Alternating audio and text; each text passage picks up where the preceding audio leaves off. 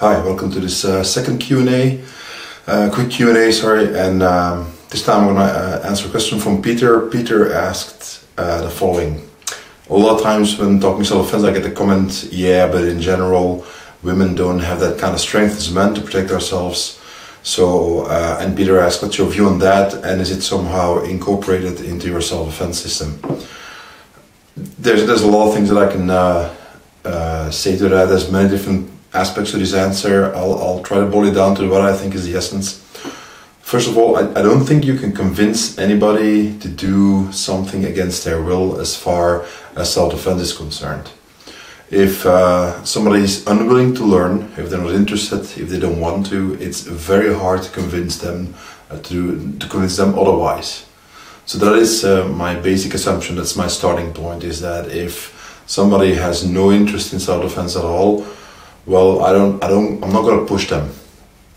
It's not my life. That's the first one. So they have to make their own decisions. They're adults, so that's up to them.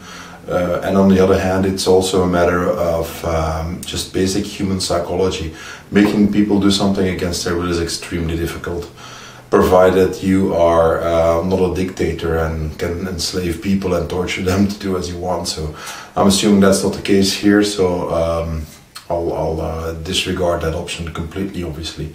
So that is one thing. So I would start with the assumption that you won't be able to just convince that person just by simply using logic and arguments.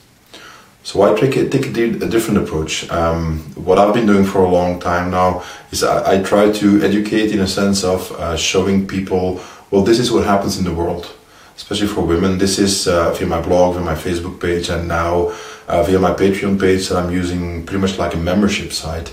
I try to show women, well, this is actual violence, this is what happens, this is real life. Now, the purpose is not to scare them, but to make them aware of the danger that they face, especially as women. Violence against women is not exactly the same as when it is used against men. So if you have no knowledge, it is very hard to calculate risk. So what I first and foremost try to do is explain, this is what's going on, this is something you should expect, that you might eventually, in a worst case scenario, face one day.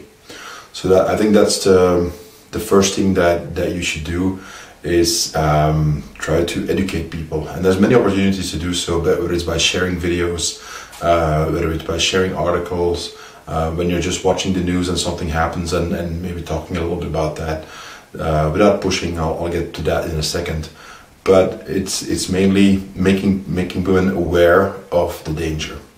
With a little bit of luck, and if you do not preach, and that is a key point, don't preach, don't push them, don't be the guy who's waving his finger and saying how awful it is out there for a woman and blah blah blah. Don't do that, because that 9 out of 10 that's going to backfire.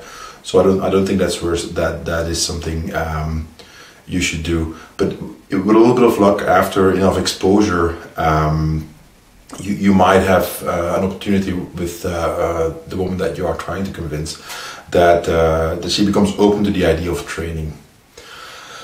That said, for many women in a Western society, this is far from their daily life. They often don't want to think about violence against women, and very often, whether it's conscious or subconscious, they don't really think it'll happen to them ever. They think that violence that's somebody else's life, that's not mine.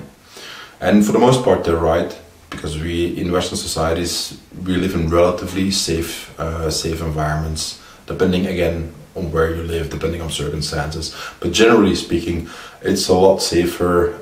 For instance, in Belgium, where I live, in most other parts in Belgium, it's safer than in some third world country that is ravaged by civil war, and where there's basically either anarchy or a dictatorship and a corrupt government. So compared to that, we live in a small paradise. So most of the time they're not wrong. So if they never have to face violence, then why would they prepare for it? So that is subconscious often what is going on. However, sometimes outside events can actually trigger a response and trigger women into action. For instance, somebody they know gets raped or mugged or is attacked in some way, or maybe it happened close to where they work and live. So it becomes more personal, and then that can trigger them into action. Another example is, for instance, the mass sexual assaults that happened in Cologne in Germany on New Year's Eve of 2015. Hundreds of women were sexually assaulted in a public market square. Police were powerless. Well, we can talk about powerless, or if they weren't really ready for it, or unwilling to do it for political reasons, meaning that they weren't allowed. Let's leave that discussion for another time. But the whole point is that there was this mass attack of sexual assault by countless guys towards the women that were celebrating publicly, which is tradition there and in many parts of the world. What happened afterwards? Well, a lot of things went wrong, but in the aftermath. But one of the consequences was that enrollment in self-defense classes and martial arts schools that went through the roof in the month following those attacks. If I remember correctly, because it's been a while, one martial arts school or self-defense school, I can't remember anymore, in Cologne, said that in a typical month they would have about 10 to 20 people joining them each month, new students.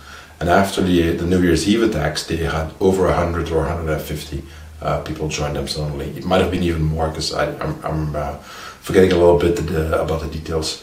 So that was a huge spike on the scale of women actually wanting to learn self-defense, because it was very personal all of a sudden. All of a sudden, they either were faced with it themselves, or they knew somebody directly or indirectly who was attacked sexually during the New Year's Eve then. So that's the kind of thing that can actually trigger somebody into action, as opposed to you or me just using logic, arguments, and just